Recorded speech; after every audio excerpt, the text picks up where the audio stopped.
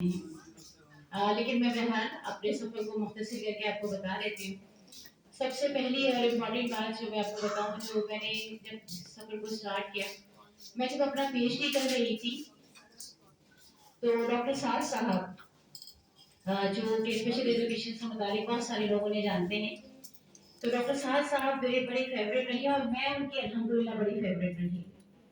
तो मैं उनसे कहती थी, सर मुझे बड़ा ये अजीब सा लगता है, बचपन से एक सवाल मुझे बहुत तंग करता है कि हमें अक्सर ये कहा जाता है कि अल्लाह ताला का शुक्र अदा करें कि अल्लाह ने आपको हाथ पैर दिए, अल्लाह ताला का शुक्र अदा करें कि अल्लाह ताला ने आपको आंखें दी, अल्लाह ताला का शुक्र अदा करें कि आप बोल सकते हैं, सो सकते हैं।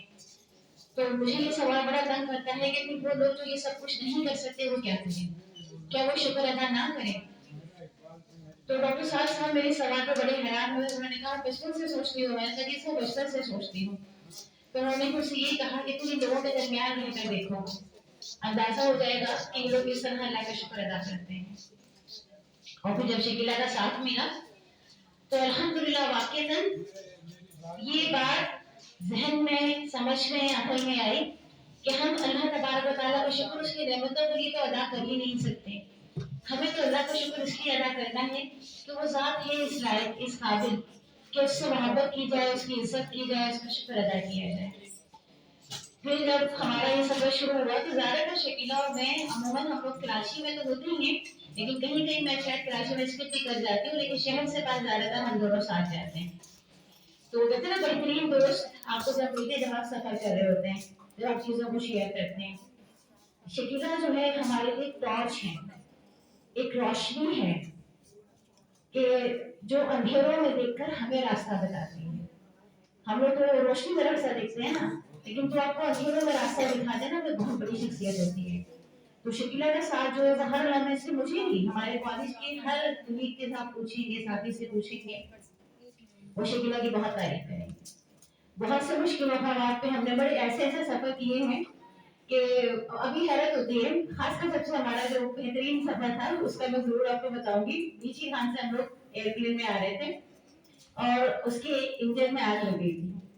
पहले वो इंजन एक तरफ से जो है वो चल नहीं रहा था, उसका पंखा नहीं चल रहा था। अभी शकीला से मुसलसल कह रही थी, मैं आपको शकीला के हौसले की दास्तान सुना रही हूँ।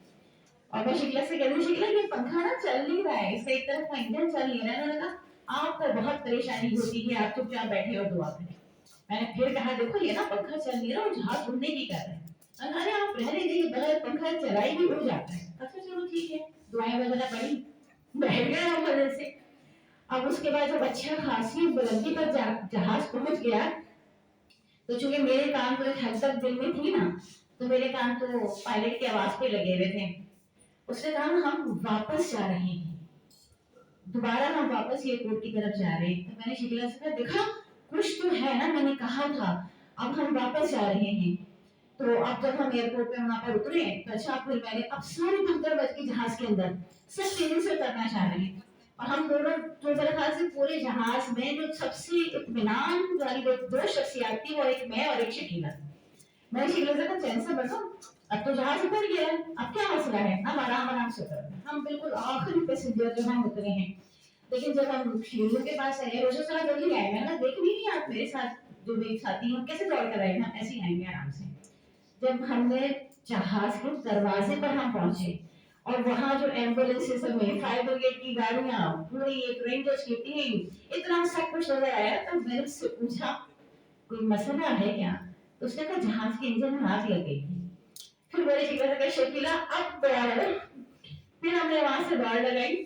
रियली जो है सरप्राइज थी कि हम, और वहां हमने शकीला कहते हैं हौसले से काम लिया अल्हम्दुलिल्लाह। एक स्ट्रेटजी फॉलो बनाई, हमें वापस कैसे जाना है, क्या करना है। तो हमने बहुत सारे ऐसे एडवेंचरस काम किए। हम मेरे ख्याल से शायद कश्मीर की तरफ जा रहे थे, जब शदीद तूफान हमारे रास्ते में आया, इतना शदीद तूफान कि झंग में हम जा रहे थे, झंग में जा रहे थे, तो झंग की तरफ जो इतना शदीद तूफान था, रात थी कि कुछ नजर नहीं आ रहा था। और ड्राइवर साहब इसमें बसे थे कि वो गाड़ी को चलाते रहे। तो मैंने उनसे कहा कि भाई साइड में एक जगह रोक दो, वरना ये हवा हमें अपनी मर्जी से जहाँ ले जाना चाहती है वहाँ ले जाएगी, हमें जहाँ जाना है वहाँ नहीं जा पाएंगे। और जब हमने गाड़ी रोकी है तो कुछ किसी गाड़ी की लाइट्स, हेडलाइट्स नहीं नजर आ रही थी, क्योंकि अंधेरा इतना शदीद था। اور طوفان اتنا شدید تھا کہ پوری گاڑی ہچکولے کھا رہی تھی اور اس میں میں اور شکیلا ہم لوگ موجود تھے. تو بہرحال تھوڑی دیر پر جب طوفان تھما تو نہیں، یہ کہنا چاہیے کہ تھوڑی سی اس کی اسپیڈ ہلکی ہوئی. پھر ہم لوگوں نے اپنا سفر شروع کیا اور جب ہم وہاں پہنچے انسٹیٹیوٹ میں تو گھٹا کر اندھیرا اور بجلی چمک رہی ہے. شہر میں تو شاید آپ نے کبھی ایکسپیرینس ہی نہیں کیا ہوگا کہ بجلی جب آسمان میں چمکتی ہے تو کتنا دل کو دہلا دیتی ہے اور اس کی آواز کیسی ہوتی ہے. کیونکہ میں نے بھی اپنی پوری لائف میں شہر میں کبھی بجلی کو اس طرح چمکتے ہوئے نہیں دیکھا تھا.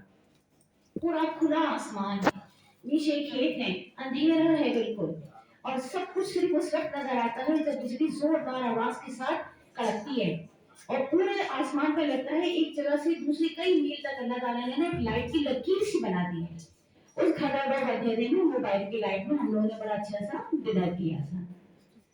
تو ہم نے ایسے بہت سارے کام ہم نے کیے ہوئے سر کے ساتھ ہم سفر کرتے تھے. باقی بہت سارے ہیں، سر نے کہا مختصر لیکن مجھے پتا ہے کہ ابھی ہمیں بھی ہیو ٹو کل ٹائم تھوڑا سا نا. تو آپ کو بھی مزہ آ رہا ہے یا نہیں آ رہا ہے؟